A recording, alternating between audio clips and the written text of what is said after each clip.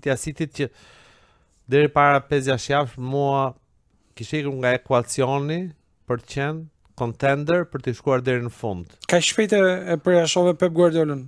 Lehtësisht. Pa fix kur vjen puna. Erion. City surprizë ishte sezonin e kaluar, sepse me investimet që bën, me futbollistët që ka, me trajnerin që ka, surprizë ishte sezoni i kaluar, është gënjim për te çfarë do lloji pritshmërie. Po mirë, dëmtimi i Rodrit, dëmtimi De Bruynes, që pastaj u shit Rodri u kthye, po sigurisht që këto ishin emra shumë të rëndësishëm, sidomos Rodri ishte njeriu që ruante ekuilibrat në fushë, futbollisti para mbrojtjes që ishte gjithmonë aty kujdesej që të mos e lej skuadrën asnjëherë zbuluar sa herë që humte topin në manovrën sulmuese. Është sigurt që ka shpenzuar, por ka marrë lojtar të rinj për transformuar, për të prodhuar një gjenerat tjetër të Cityt. Do jetë apo s'do jetë ai? Është pak e rëndësishme. Është pikpyetje edhe kjo, por dhe kjo qëndron pasi. Nuk është se ka marrë lojtar emra të mëdhenj, ka shpenzuar për ato lojtar, ashtu si dhe Paris Saint-Germain para 3-4-5 vitesh.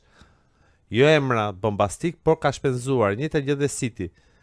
Por është ringritur për mendimin tim dhe Arsenali shohim nëse do e ndjej trysnin apo jo.